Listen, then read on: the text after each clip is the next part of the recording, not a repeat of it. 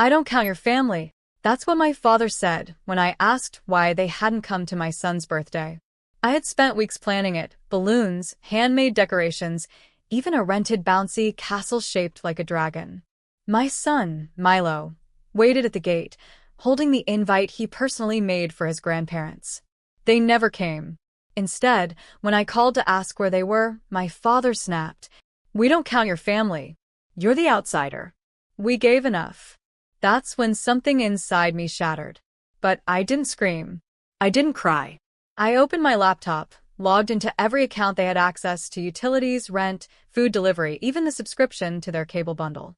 And I clicked cancel. All of it. My name was on everything. For 7 years, I sent them $2,200 a month. Quietly. No questions. No thanks. I closed each account like I was sealing a casket. Then I picked up the cake my son hadn't touched, and we went for a walk. Just the two of us. 40 minutes later, my phone lit up. 26 missed calls. 14 voicemails. And then a live video message. My mom, screaming, not crying. She had thrown every pot in the kitchen. My dad stood in the background yelling, "What did you do?" I didn't reply. I just turned the sound off and pulled Milo close. My name is Brielle Maddox. I'm 35.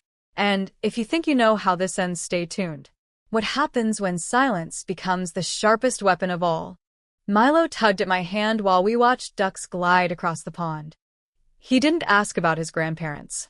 He just said, "Can we go again next year, just us?"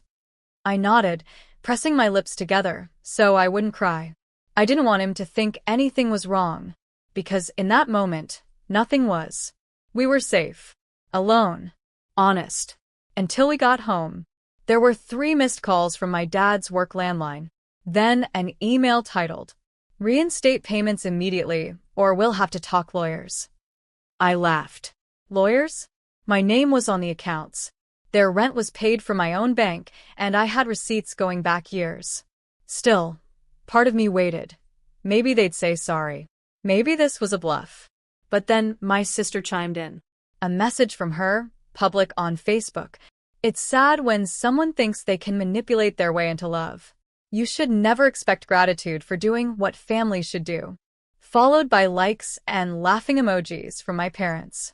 The same parents who let me sleep in my car for 3 months when I was 19. The same ones I forgave again and again and again.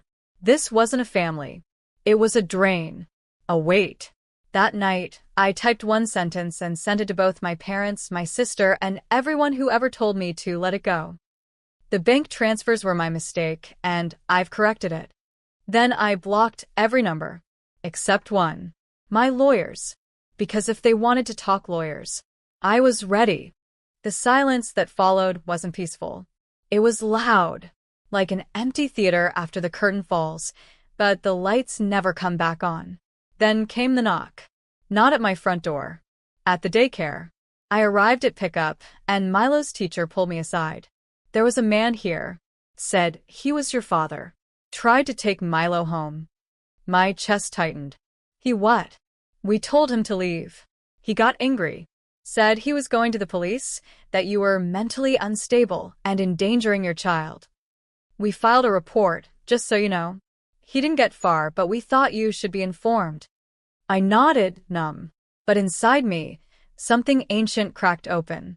They weren't just petty now. They were dangerous. I went home, shaking, double-locked the door, and called my lawyer. He didn't hesitate. "We're filing a restraining order. Emergency hearing. And I want access to all your financial logs. I want to see everything you gave them." As we spoke, an alert pinged on my phone. Venmo request from mom, $2,200. Caption: "You're being emotional. Be practical. Restart payments." I almost screamed. Instead, I forwarded it to my lawyer. Then I opened Facebook again. This time I didn't scroll. I posted. "To anyone who thinks silence equals guilt, I paid my parents' bills for 8 years. They refused to come to my child's birthday. Then tried to take my son. Now they're calling me unstable. I'm done. Officially." Comments flooded in. Some in shock.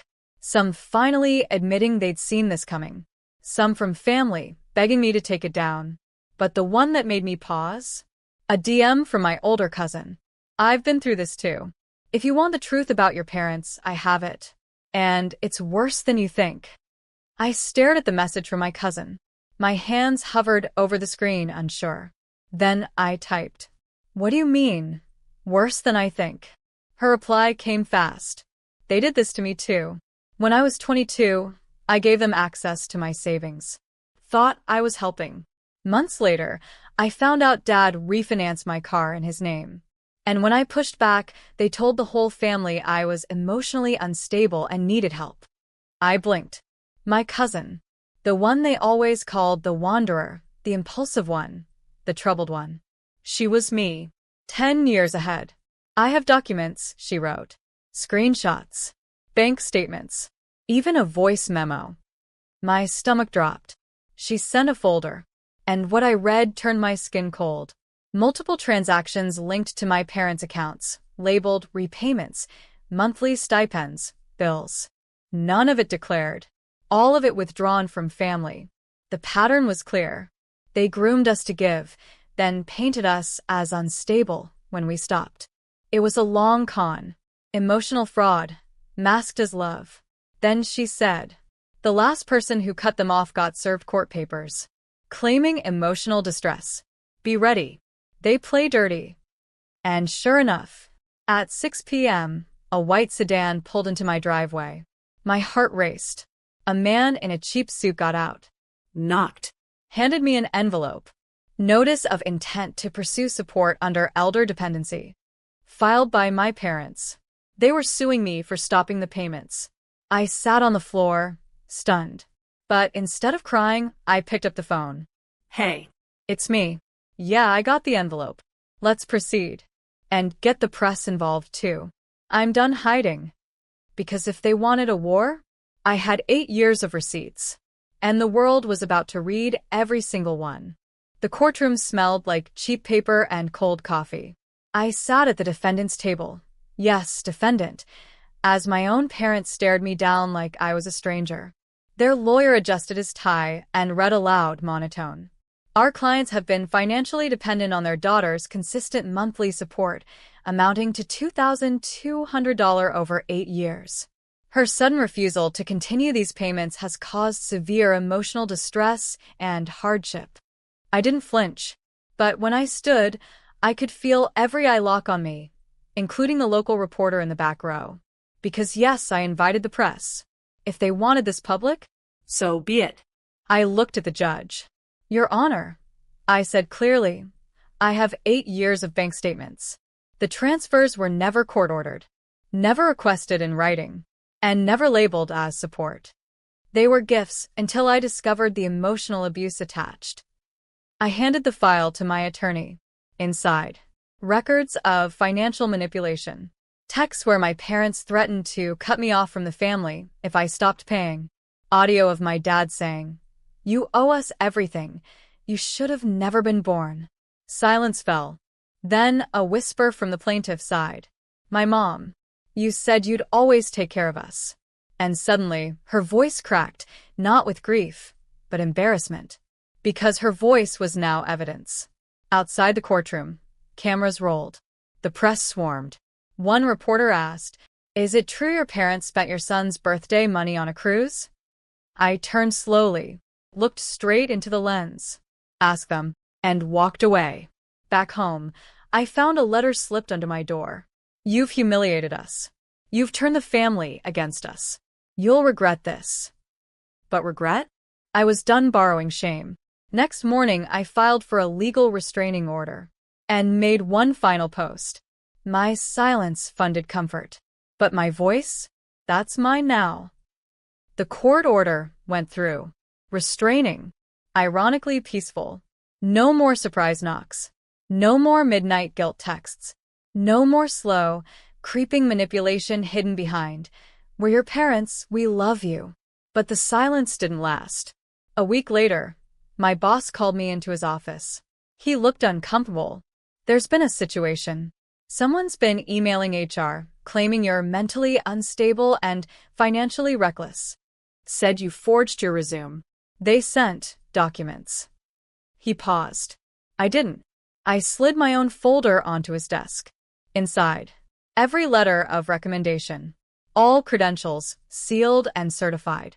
A voice recording of my mother just last week saying, if she doesn't pay us back, we'll destroy her job. She won't survive without us. My boss's jaw clenched. She said that. I nodded once. He pushed the folder aside. Your work speaks louder. You're not going anywhere. Still, my hands were trembling. That night, I opened the group family chat. Messages unread for weeks. I typed one line. My child now knows how to spot manipulation. That legacy ends with me. Then I left the chat, deleted every backup, and for the first time, fell asleep without keeping the phone under my pillow. But they didn't stop. 2 days later, my aunt called crying. They told everyone at church that you ran off with someone else's baby, that you used them for years and abandoned them in old age. I asked her softly, did they also mention I paid their rent for 8 years while being called a mistake? Silence. Then she whispered, I didn't know. Now, they were losing more than money. They were losing their mask. And I was just getting started. The lies started unraveling faster than I expected. One by one, relatives called me in quiet confusion. No rage, just that stunned, breathless tone people use when they realize the ground beneath them was never solid. Why did your mom say you forged the adoption certificate? Your dad told us you moved abroad with a married man? Is it true you changed your number to cut off your dying parents? I didn't defend, didn't explain, didn't even sigh. I just forwarded the receipts, screenshots, bank logs, voice memos, letters of gratitude they'd sent me for covering their medical bills, their mortgage, their vacations. One cousin, a quiet one I barely spoke to, messaged. I believed them. I'm sorry. But seeing this, I don't even know who they are anymore. I replied, they're exactly who they always were. You just didn't see it until they turned the mask toward you. Then came the final blow. My mother posted on Facebook a long, dramatic paragraph. Tears, manipulation, fake illness, phrases like lost our daughter to ambition and we only ever wanted love. She tagged the entire family and my son's school. I reported the post. But before it came down, I took a screenshot, then sent it to my lawyer. We filed an emergency defamation motion. Cease and desist. And a court hearing was scheduled. But what happened next didn't come from the courtroom. It came from my father. One line. Sent at 2:17 a.m. on a private number. She's unraveling. You win. Just please don't let her name die in shame. I stared at the message for a long time, then turned off my phone. No reply, because I wasn't finished yet. I didn't reply to my father's message. I didn't attend the court hearing either. My lawyer handled it. The ruling came quietly. A restraining order, a permanent injunction, and monetary damages awarded for the smear campaign. But none of that was the true ending. The true ending came in silence. Weeks later, my doorbell rang. Outside stood a florist. 24 pale gardenias, my mother's favorite. No note, just one word on the ribbon. Home. I closed the door. That night, I sat beside my son while he slept. His breathing soft, calm, untouched by the noise I was raised in. On my kitchen counter sat the envelope. Inside it, a torn check I'd found in my father's old desk drawer years ago. Made out to me. Never sent. Dated the week I graduated with honors. He'd written, for the daughter who defied us all. He never mailed it. I understood now. They loved control, not people. And I loved peace more than proving anything. So I lit a single candle on the back porch. The scent reminded me of my grandmother, the only one who ever believed in me. I whispered, "You raised me right." And I finally walked away right. No revenge. No screaming. No last words shouted into the void. Just quiet disconnection. Unfollow. Unplug. Undo.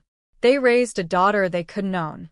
And now, they don't get to know the version of me that finally healed. No access. No update. No entry.